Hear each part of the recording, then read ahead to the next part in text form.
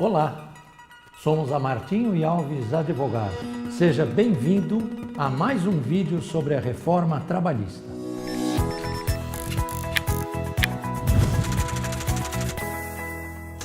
Doutora Andréia, o que podemos falar sobre a flexibilização da jornada de trabalho? Martinho, esse é um tema de extrema importância, porque sabemos, que um dos tópicos que mais há reclamações na Justiça do Trabalho é a hora extra. Então, se o que mais se pede são horas extraordinárias, falar sobre a jornada de trabalho é um tema de extrema importância. O que traz a reforma? Ela traz uma grande flexibilização na jornada de trabalho na medida em que ela prioriza, que ela valoriza a livre negociação entre as partes, Hoje, o tom dessa reforma é justamente esse, dar muito valor para a livre negociação entre as partes. Nesse ponto, aliás, vale a gente dar aquela dica que nós já falamos em outros vídeos sobre a importância do contrato de trabalho. Hoje o contratinho de trabalho ele não vai mais poder ser aquele modelo genérico que servia para todo mundo.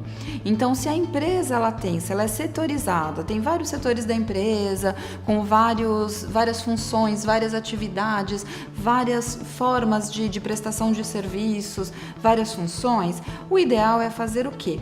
Um contratinho de trabalho para cada atividade, pensando em cada trabalhador, porque daí a gente pode estabelecer a jornada de trabalho de acordo com as atividades que vão sendo cumpridas. Então, o que quer dizer a flexibilização da jornada?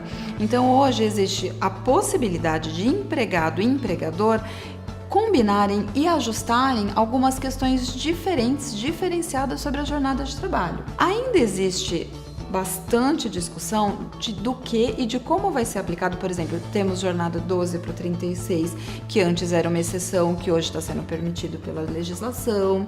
Existe aí um ruído que virá medida provisória para se ajustar isso, mas, enfim, está aí na legislação para uma regulamentação a respeito disso, dessa possibilidade, mas também existe a flexibilidade, por exemplo, eu tenho uma jornada de trabalho, que ela pode se estender num determinado período por uma produção maior e na outra semana eu diminuo isso. O que traz a legislação? Eu posso implementar banco de horas sem a necessidade de ser homologado pelo sindicato, por exemplo. Eu posso estabelecer um acordo de compensação de horas entre os funcionários, não necessariamente por um acordo coletivo. Eu posso estabelecer com um grupo de funcionários pela peculiaridade de cada função, de cada atividade.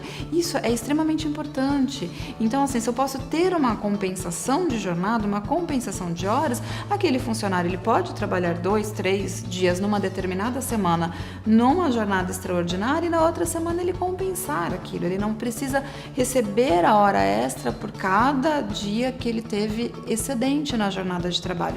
Isso é bem importante. Porém, fica sempre aquela dica e aquela ressalva que tudo isso precisa estar estabelecido no contrato de trabalho, no regulamento interno, em aditivos, ou seja, a empresa ela vai precisar se valer dos documentos para que esses ajustes entre empregado e empregador realmente tenha validade, tenha transparência, para que seja uma coisa séria. E aí, nesse sentido, a reforma trabalhista ela virá em bons termos para ambas as partes, porque vai deixar claro como é a regra do jogo. Nesse tema sobre a flexibilização do horário de trabalho, muito se tem falado sobre o que é ou não o tempo considerado à disposição do empregador. O que você tem a falar sobre isso, doutora?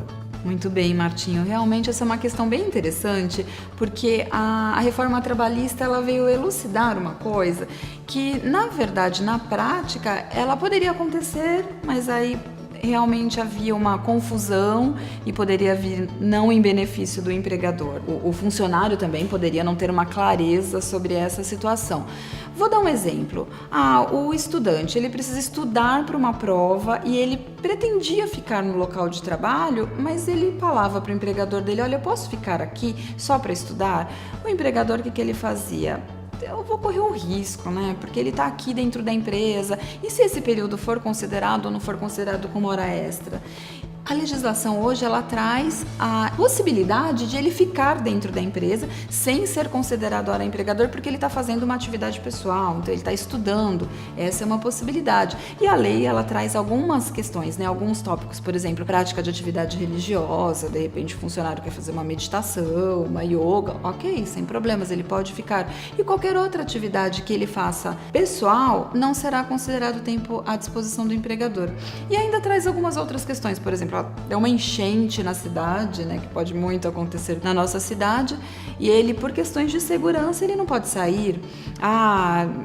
Aconteceu alguma rebelião, alguma situação que coloque a segurança dele em risco, então ele pode ficar dentro do estabelecimento que ele trabalha, sem que isso seja considerado tempo à disposição, e alguns outros itens. Porém, também tem uma questão importante que é do percurso, né? A jornada, o período que ele vai da residência dele até o trabalho, isso é considerado um tempo à disposição do empregador? Na verdade, já não era, mas a discussão existia, né? Quando acontece ou quando não acontece, se havia alguma exceção. Nesse sentido, a legislação ela trazia que se o funcionário ele trabalhava em um local de difícil acesso, que não teria condução própria, ainda que num determinado trecho, e a empregadora ela fornecesse aquele transporte, seria considerado tempo à disposição o percurso de casa a trabalho. Hoje excluiu isso não existe mais, não tem essa exceção, então período casa-trabalho não é considerado tempo à disposição do empregador. Então a lei ela flexibilizou também nesse sentido de dar uma importância para uma livre negociação entre as partes, nesse sentido, eu empregador, eu vou deixar que você use o estabelecimento, inclusive, por exemplo, para lazer. De repente os funcionários querem algum jogo, né, praticar alguma atividade ali em comum entre os funcionários, são amigos, são colegas de trabalho, podem praticar dentro da empresa, às vezes empresas grandes que têm um espaço para o pebolim ou para alguma coisa assim, também pode fazer isso, e hoje fica mais transparente que o empregador não vai ter o problema de, mas ele está aqui dentro, eu vou pagar hora extra, não. A legislação ela traz esse tema bem específico do que é e do que não é tempo à disposição do empregador. Doutora, agradeço por mais esse esclarecimento, porque são muitas as dúvidas com a nova legislação trabalhista. E você, tem alguma dúvida sobre a reforma trabalhista ou sobre esse tema especificamente? Se ficou alguma dúvida, deixe aqui nos comentários. A sua dúvida pode ser a de muitas outras pessoas. Se você gostou desse vídeo, não se esqueça, curte, compartilhe e se inscreva no nosso canal. Até o próximo vídeo!